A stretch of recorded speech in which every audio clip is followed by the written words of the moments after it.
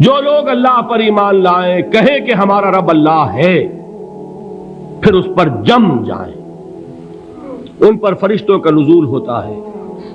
نہ کوئی غم کرو نہ خوف، خوشیاں مناؤ جنت کی جس کا تم سے وعدہ کیا گیا تھا۔ اللہ کی ربوبیت پر اطمینان جب انسان کو ہو جاتا، میرا رب اللہ ہے، ربی اللہ، انسان کے لیے نہ کوئی کھٹکا، نہ کوئی خطرہ، نہ کوئی خوف، نہ کوئی حزن۔ جو کچھ ہو رہا ہے کس کے اذن سے ہو رہا ہے؟ اللہ کے اذن سے۔ اللہ کے اذن کے بغیر پتہ تک نہیں ہلتا۔ یہ کوئی اندھا بہرا مادہ نہیں ہے جس سے مجھے کوئی خوف ہو۔ اندھا بھینسا چلا آ رہا ہو، اس سے تو ڈرنے کا ہر انسان کو ڈرنا چاہیے، نہ معلوم کس کو ٹکر مار دے۔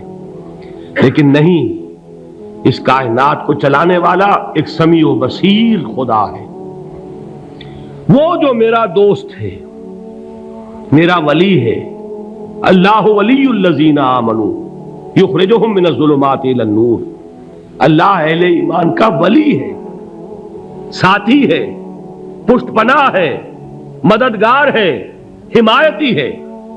بتائیے جسے یقین ہو جائے کہ اللہ میرا مددگار، اللہ میرا محافظ، اللہ میرا پشت پناہ، اللہ میرا حمایتی، اس کے لیے کوئی خوف ہوگا؟ اس سے کوئی ڈر ہوگا؟ میں مثال دیا کرتا ہوں ایک بہت سادہ، پنجاب کے دیہات کی۔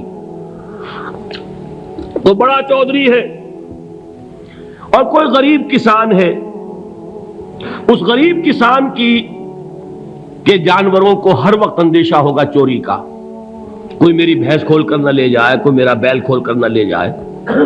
لیکن جس کے بارے میں یہ سب کو معلوم ہو کہ وہ جو بڑا چودھری ہے وہ اس کا دوست ہے، اس کی بچیا کو کوئی خوف ہوگا؟ اس کی بھینس پر کوئی ہاتھ ڈالے گا؟ اسے کوئی اندیشہ ہوگا؟ نہیں۔ کیوں؟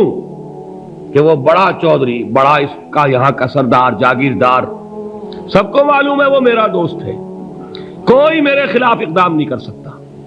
اس دنیا میں یہ چھوٹی سی بات اگر آپ کے دلی اطمینان اور سکون کا باعث بن سکتی ہے تو ذرا تصور کیجئے۔ میں لفظ تصور استعمال کروں گا صرف اس لیے کہ اس کا ہم جس کو کہتے ہیں ادراک اور شعور کر نہیں سکتے، اگر کے ساتھ کر سکتے۔ اگر یقین ہو کہ اللہ میرا مددگار اور یقین ہو کہ اللہ ہر آن میرے ساتھ ہے، پھر کوئی خوف، کس کا خوف؟ کوئی شے اللہ سے بالاتر ہے؟ کوئی قوت اس سے زیادہ طاقتور ہے؟ کوئی اس کے ارادے کو بدلنے والا ہے؟ کوئی اس کی مشیت کے آڑے آنے والا ہے؟ یہی بات ہے جو حضور نے فرمائی۔ یہ ایمان کا حاصل ہے لب لباب، کہ دیکھو اچھی طرح اس بات کو ذہن نشین کر لو، اگر تمام انسان مل کر تمہیں کوئی نقصان پہنچانا چاہے نہیں پہنچا سکتے، مگر جو کچھ اللہ نے لکھ دیا ہو، اور تمام انسان مل کر تمہیں کوئی نفع پہنچانا چاہیں نہیں پہنچا سکتے، مگر وہ شے جو اللہ نے طے کر دی ہو۔ آپ پھر میں کہوں گا ذرا طاری کیجئے، اسے فرض کیجئے، اسے سوچئے۔ اگر اس حدیث پر ہمارا دل ٹھکا ہوا ہو تو کسی سے ڈر ہوگا؟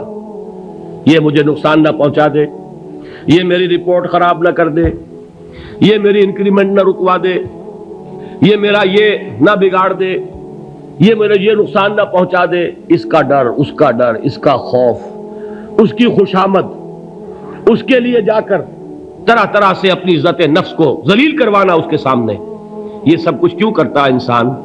جب سمجھتا ہے کہ اس کے ہاتھ میں میرا کوئی نفع ہے، اس کے ہاتھ میں میرے لیے کوئی ضرر ہے، یہ مجھے کوئی گزن پہنچا سکتا ہے، یہ مجھے کوئی نقصان پہنچا سکتا ہے، یہ میرا کوئی کام بنا سکتا ہے، یہ میری کوئی ضرورت پوری کر سکتا ہے، اسی کا نام شرک ہے۔ جہاں آپ نے یہ سمجھا کہ غیر اللہ کے اندر کوئی طاقت موجود ہے، وہی شرک ہے۔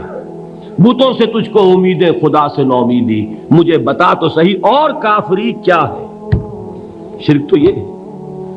جس پر بھی تمہیں یہ خیال ہے، کلمہ ہے یہ کلمہ سوم، لا حول ولا قوت الا باللہ، ذرا اس پر دل کو کبھی اگر آپ تصور کریں، پھر فرض کریں، دل ٹھک جائے اس پر، کوئی طاقت نہیں۔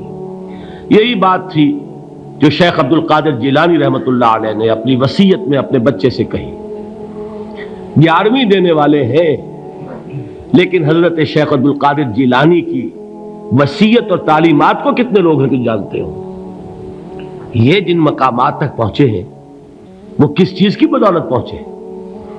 انہوں نے جو پیغام دیا وہ کیا تھا؟ اے میرے بچے، جس طریقے سے قرآن مجید میں حضرت لقمان کی نصیحتیں جو ہے نقل کر دی گئی ہیں، میں یہ عرض کروں گا بالفرض اگر قرآن حضرت عبد القادر جیلانی کے بعد نازل ہوا ہوتا تو شیخ عبد القادر کی یہ نصیحتیں بھی قرآن میں درج ہوتی. اتنی اونچی نصیحتیں ہیں. اے میرے بچے، اس حقیقت کو ذہن نشین کر لے، لا فاعل فی الحقیقت ولا مؤثر الا اللہ. اس کائنات میں نہ کوئی فاعل حقیقی ہے نہ مؤثر حقیقی ہے سوائے اللہ کے. کسی شے میں کوئی تاثیر نہیں اگر اللہ نہ چاہے. آگ جلا نہیں سکتی اگر اللہ نہ چاہے. پانی ڈبو نہیں سکتا اگر اللہ نہ چاہے. زہر ہلاک نہیں کر سکتا اگر اللہ نہ چاہے. کوئی چیز فائدہ نہیں پہنچا سکتی اگر اللہ نہ چاہے. تو در در پہ کیوں سر جھکاتے ہو؟ در در پر کیوں جبیں سائی کرتے ہو؟ سب کے سامنے کیوں ہاتھ پھیلاتے ہو؟ ایک اللہ سے مانگو. ایک اللہ کے سامنے زمین پر اپنی جبین رکھو. لا فاعل فی الحقیقت ولا مؤثر الا اللہ. نظر آتا ہے ہمیں کہ پانی پیاس بجھا دیتا ہے. پیاس بجھانے کی صلاحیت پانی میں نہیں ہے، اللہ کے اذن سے. کھانا بھوک مٹا دیتا ہے. بھوک مٹانے کی صلاحیت کھانے میں نہیں ہے،